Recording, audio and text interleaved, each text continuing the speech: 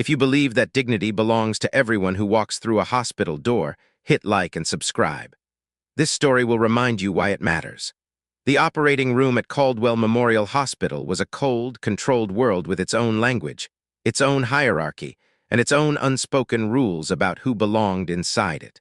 Stainless steel gleamed under surgical lighting bright enough to erase shadows. Monitors beeped in measured rhythm. The smell of antiseptic was so constant it stopped registering after a while. It simply became the smell of the place, the smell of decisions that could not be undone. Everything in that room had a purpose. Everything had a position. And for 23 years, Dr. Raymond Holt had decided with quiet and absolute authority what those positions were and who filled them. He was a cardiothoracic surgeon of genuine skill. That part was not in question. His outcomes were excellent. His technique was precise.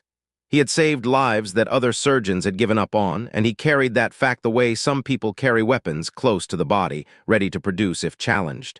The awards on his office wall were real. The reputation was earned.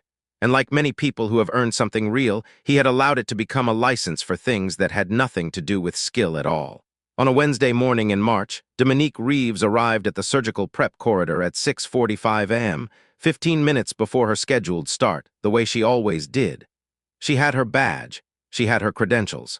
She had 11 years of operating room experience, a cardiac surgery specialty certification, and a recall for patient vitals that her colleagues described, without exaggeration, as inhuman. She also had, somewhere in the deep and well-organized filing system of her mind, a record of every time a door had been harder for her to open than it should have been. She was about to add one more. Dominique had transferred to Caldwell Memorial 8 months ago, following her husband's job relocation. She had left a well-regarded position at St. Augustine's across the state, where she had been senior scrub nurse in the cardiac unit for 6 years, and where the surgeons had fought over her the way people fight over the best parking spot, frequently, and with surprising intensity. Caldwell was different, not in the ways that mattered on paper. It was an equally well-funded hospital, equally well-staffed, with a cardiac unit that handled a comparable volume of complex cases. But in the ways that don't appear on paper, the ways you sense in the first week and confirm in the second, it was a different environment. The nursing staff was warm. The junior residents were earnest. The administrative team was competent and largely pleasant.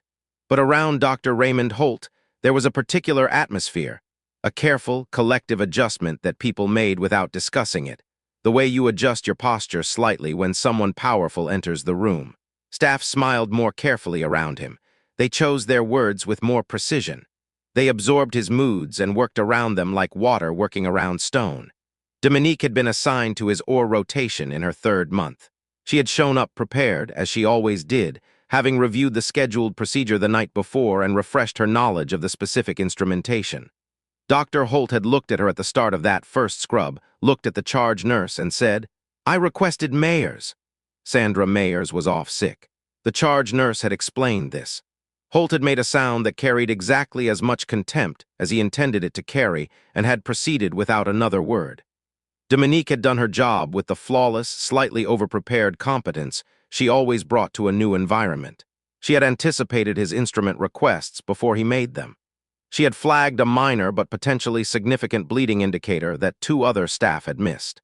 When the procedure ended, the anesthesiologist, a quiet man named Dr. Farrow, had leaned toward her and said under his breath, "Good catch on the bleeder." Holt had said nothing. Over the following months, a pattern solidified. Holt requested other nurses when he could. When he couldn't, he worked with Dominique with the tight-jawed efficiency of a man performing a distasteful task. He corrected her in front of others for things that were not errors. He spoke to her less frequently than he spoke to the instrument trays. He called her the nurse in 3rd person while she was standing directly beside him, a habit so pointed that even the surgical residents, who had been carefully trained to see nothing and say nothing, would find sudden reasons to look at the floor. No one said anything, not formally. The culture around Holt had been built over 23 years, and it was load-bearing. Everyone understood at some level that the structure of the department leaned on his productivity, his outcomes, his reputation. Pulling at one piece risked destabilizing the whole, and so the adjustment continued. People worked around the stone. Dominique filed a complaint in her 5th month. A careful, documented, professionally worded complaint submitted through the proper channel to the nursing director. She received an acknowledgement email, and 3 weeks later, a meeting with the director and an HR representative who had a list of phrases that sounded like responses, but contained no action. We take all concerns seriously. Dr. Holt is a valued member of our team. We encourage open communication. She left that meeting and walked directly back to the ward and resumed her shift, because there were patients and the patients needed her, and she was not the kind of woman who let an institution's failure become her own. The complaint was filed. The behavior continued. Life at Caldwell Memorial went on, and then came the morning of March 14th and a patient named Eleanor Marsh. Eleanor Marsh was 71 years old, a retired schoolteacher from a small town 2 hours north of the city, and she had been admitted to Caldwell Memorial 9 days earlier with a complex aortic valve condition that her local hospital had immediately recognized as beyond their capacity. She had been transferred the same day. She was sharp, particular, and deeply unimpressed by the hospital environment, which she treated with the brisk, practical skepticism of someone who had spent 40 years managing classrooms full of children who thought they could get away with things. She asked questions. She read every form before signing it. She wanted explanations in plain language, and when someone tried to substitute jargon for an answer, she would wait, completely still, until they tried again with real words. Dominique had been assigned to Eleanor during her post-admission observation period, 2 days after Eleanor arrived.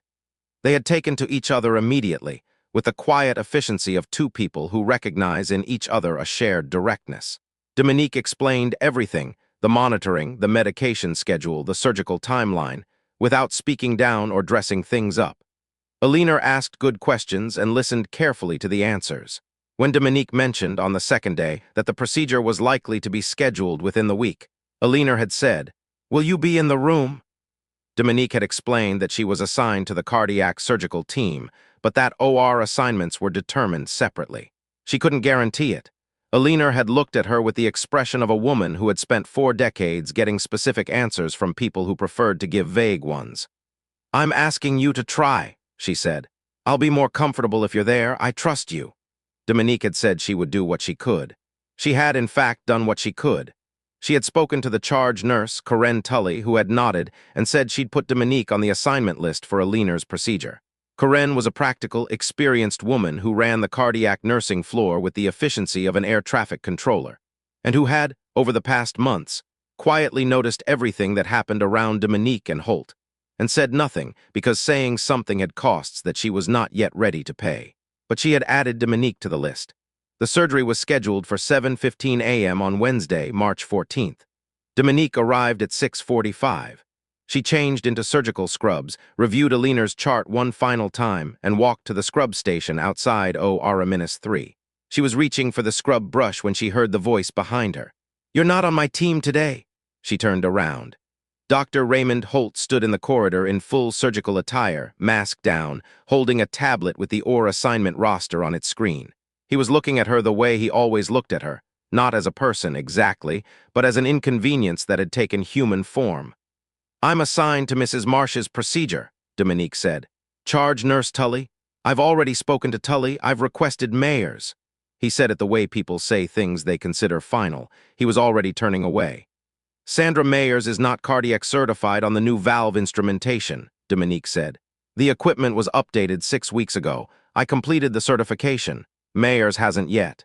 A very brief pause, the kind that happens when a wall meets an argument it wasn't built for. Then, "That's not your concern. You're reassigned to the general floor today." He walked toward the OR doors. Dominique stood at the scrub station for a moment.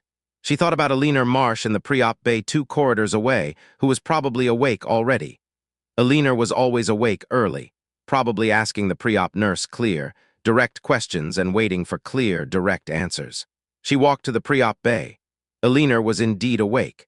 She was sitting up in the pre-op bed in her hospital gown, hands folded in her lap, with the settled patience of someone who had decided to be calm because it was the most useful thing available to her.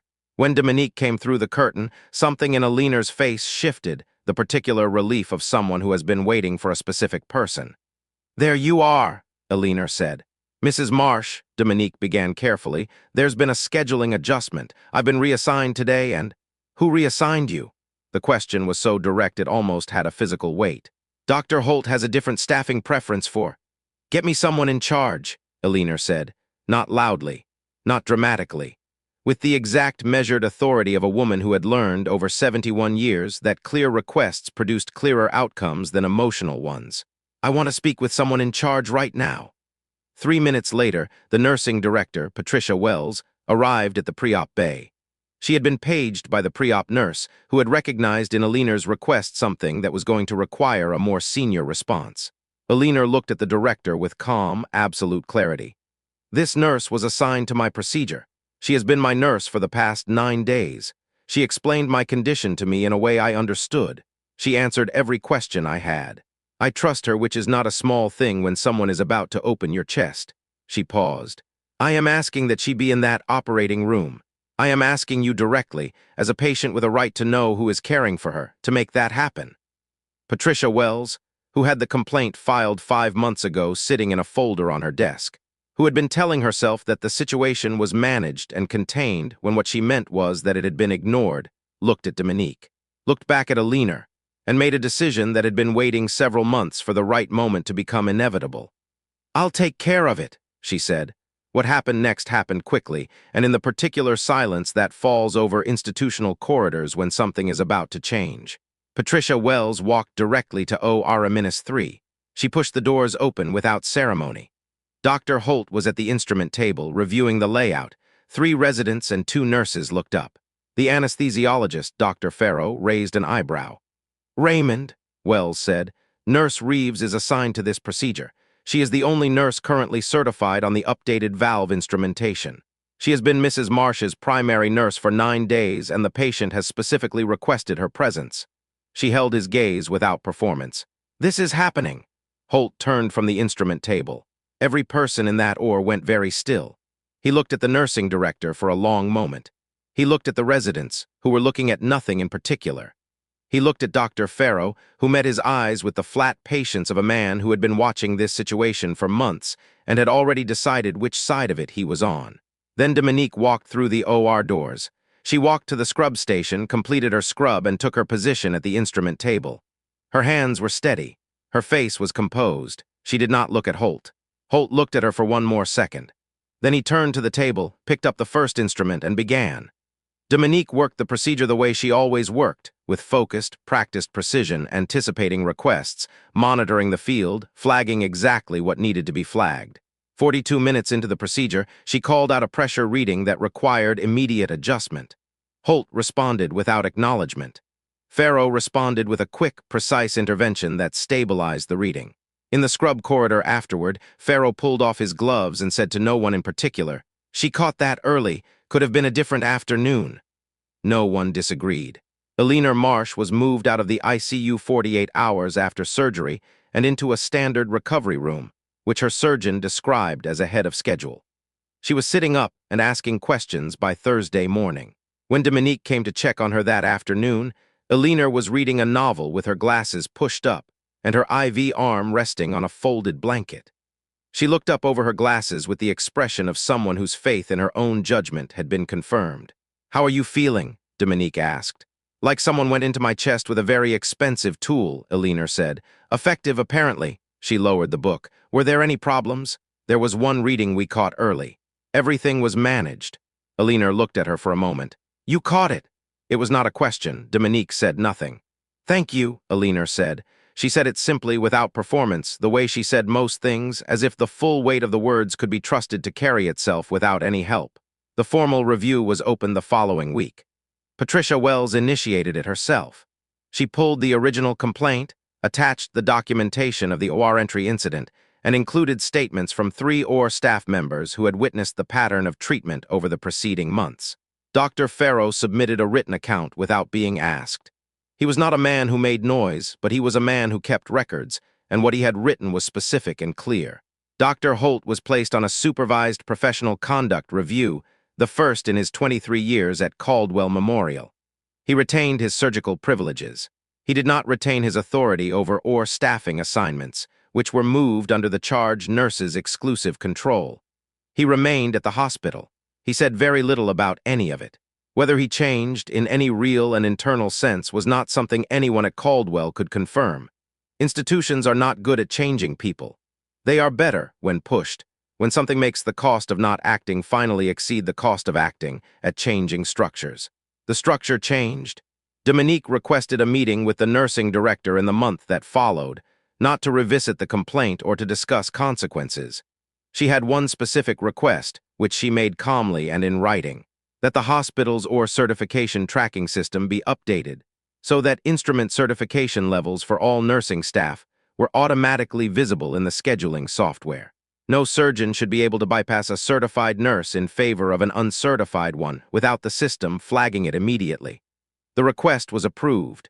It was, in the accounting of things, a small change, a line of data visible in a scheduling interface. But small changes built into the structure of how things work are not small in the ways that matter. They are the kind of change that doesn't require anyone to be brave on any particular morning, because the system itself carries the rule forward, past any single person's courage or cowardice. Dominique put the copy of the approval email in the same folder as the complaint she had filed 7 months earlier. She kept the folder. She did not think about it often. She had patience. On Aline Marsh's discharge day, a Friday afternoon with thin spring light coming through the ward windows, Aline handed Dominique a card as she was leaving. It was a plain card, handwritten, with a schoolteacher's precise and legible cursive. "You didn't move. That matters more than you know." Dominique stood in the corridor after Aline had gone and held the card for a moment. Then she put it in her pocket and went back to the ward. There was still work to do, and she had never needed a reason beyond that. If this story meant something to you, like and subscribe. These stories deserve to be heard, and sharing them is how they travel.